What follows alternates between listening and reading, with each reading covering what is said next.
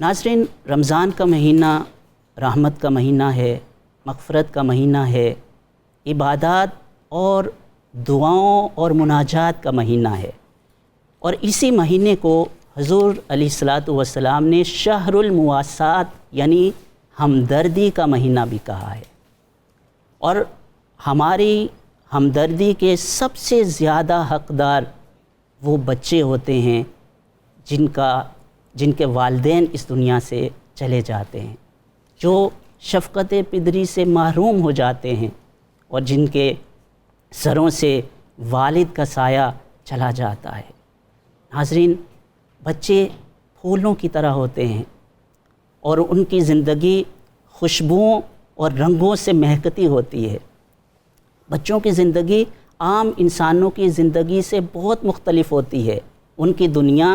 حسن کی دنیا ہے، محبت کی دنیا ہے،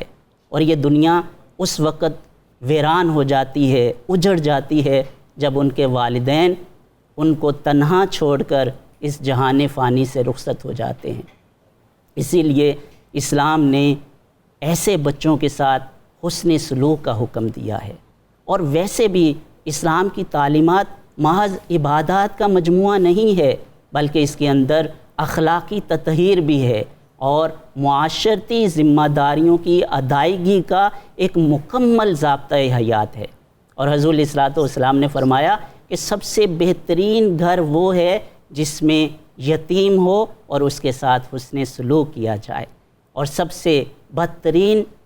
اور برا گھر وہ ہے کہ جس کے اندر یتیم ہو اور اس کے ساتھ بدسلوکی کی جائے، اس کے ساتھ حسن سلوک نہ کیا جائے۔ ناظرین، یہ وہ اسلام کا ایک تعلیم ہے، اور حضور علیہ الصلوۃ والسلام کی جو اسوہ حسنہ ہے امت کے لیے کہ آپ نے یتیموں کے ساتھ اچھا سلوک کرنا ہے، محبت کے ساتھ ان کے ساتھ پیش آنا ہے، اور حسن سلوک ان کے ساتھ کرنا ہے۔ اور یہی چیز ہم رسول اللہ صلی اللہ علیہ وسلم کی زندگی میں بھی دیکھتے ہیں۔ حضور نے فرمایا انا وکافل الیتیم فی الجنۃ کہاتین۔ آپ نے انگلیوں کی طرف اشارہ فرمایا، اور آپ نے فرمایا میں اور یتیم کی کفالت کرنے والا جنت میں ان دو انگلیوں کی طرح ہوگا۔ جس طرح انگلیاں دونوں قریب ہوتی ہیں، اس طریقے سے جنت میں اس شخص کو رسول اللہ کی قربت اور معیت ملے گی جو یتیموں کے ساتھ کفالت کرتا ہے اور حسن سلوک کرتا ہے۔ اور پھر حضور علیہ الصلوۃ والسلام کی زندگی میں ہم دیکھتے ہیں کہ کس طریقے سے آپ نے یتیموں کے ساتھ محبت، شفقت اور حسن سلوک کیا ہے۔ عید کا موقع ہے اور بچے مدینہ کی گلیوں میں کھیل رہے ہیں۔ حضور علیہ الصلوۃ والسلام وہاں سے گزرتے ہیں، اور آپ دیکھتے ہیں کہ ایک بچہ جو ایک جگہ نکر پہ لگا ہوا ہے اور اس نے اچھے کپڑے بھی نہیں پہنے اور وہ رو رہا ہے۔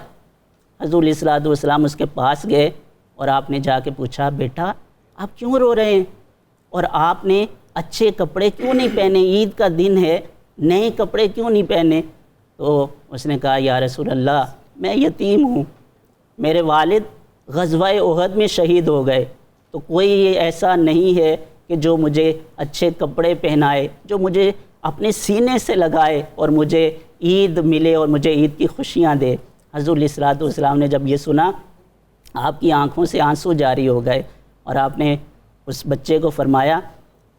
یا حبیب، اور یہ جو لفظ ہے یا حبیب، اس کے اندر اتنی اپنائیت ہے ناظرین کہ حبیب کا جو لفظ ہے عربی زبان میں، یہ محبوب کے لیے بولتے ہیں جو دل کے بہت زیادہ قریب ہوتا ہے۔ تو آپ نے فرمایا، یا حبیب اما تردا ان اکون اباک و عائشہ امک، کیا تم اس بات پہ راضی نہیں ہو کہ میں محمد صلی اللہ علیہ وسلم تمہارا باپ اور عائشہ تمہاری ماں ہوں؟ تو اس نے کہا، بھلا یا رسول اللہ، اس سے بڑھ کر میری سعادت اور کیا ہوگی؟ تو حضور علیہ الصلوۃ والسلام اس کو اپنے گھر لے گئے، اچھے کپڑے پہنائے اور اس کو عید کی خوشیاں دی۔ ناظرین، آپ دیکھ رہے ہیں کس طریقے سے یتیموں کے ساتھ حسن سلوک کا اسلام نے حکم دیا ہے، اور یہی وہ چیز ہے جو حقیقت میں دنیا میں بھی کامیابی کی ضمانت ہے اور آخرت میں بھی کامیابی کی ضمانت ہے۔ اور یتیم کے ساتھ جو اس کے ساتھ خدمت کرنا ہے اور اس سے محبت کا اظہار اور اس کے ساتھ حسن سلوک کرنا، یہ کوئی محض ایک سماجی خدمت نہیں ہے، بلکہ اس سے دلوں کے اندر نرمی پیدا ہوتی ہے۔ جب ایک شخص نے آ کے رسول اللہ سے شکایت کی، یا رسول اللہ میرا دل بہت سخت ہے، تو اللہ کے رسول نے فرمایا یتیم کے سر پر ہاتھ پھیرو اور اس کے ساتھ شفقت کے ساتھ پیش آؤ، تمہارے دل کی سختی دور ہو جائے گی۔ اور یتیم کے ساتھ حسن سلوک کا جو صلہ ہے وہ جنت کے سوا کچھ نہیں ہے، اور جنت بھی وہ جس میں قربت اور معیت رسول اللہ صلی اللہ علیہ وسلم کی ہو۔ ناظرین یہ واقعہ دیکھیے، قیامت کا دن ہے اور ایک بچہ، یتیم بچہ، وہ جنت کی طرف جا رہا ہے اور پیچھے بار بار مڑ کے دیکھتا ہے ایک شخص کی طرف جس کے لیے جہنم کا اعلان ہو گیا کہ یہ جہنم میں ہے اور یہ جہنم کی طرف جائے گا، اور اس کی طرف جا رہا ہے، اور وہ بچہ بار بار جنت کی طرف جاتے ہوئے پیچھے مڑ کے دیکھتا ہے۔ اس کو کہا جاتا ہے، فرشتے کہتے ہیں کیوں پیچھے مڑ مڑ کے دیکھ رہے ہو؟ تو اس نے کہا کہ یہ شخص مجھے یاد آ گیا ہے کہ جب میں دنیا میں تھا، یتیم تھا، اور ایک جگہ کھڑا ہو کر اتنی اذیت میں، پریشانی میں، مشکل میں کھڑا تھا، میری بری حالت تھی اس وقت جذباتی طور پر، اور اس وقت جب میں رو رہا تھا یتیمی کی حالت میں، یہ شخص میرے پاس آیا اور اس نے میرے سر پہ ہاتھ پھیرا اور میرے گال پہ وہ جو لمس تھا، آج قیامت کے دن ابھی تک میں اس کے لمس کو محسوس کر رہا ہوں۔ تو وہاں سے آواز آئی کہ اس لمس کی وجہ سے اس شخص کو جہنم سے آزاد کر کے جنت میں داخل کیا جاتا ہے۔ سبحان اللہ۔ یہ وہ ایک جزا ہے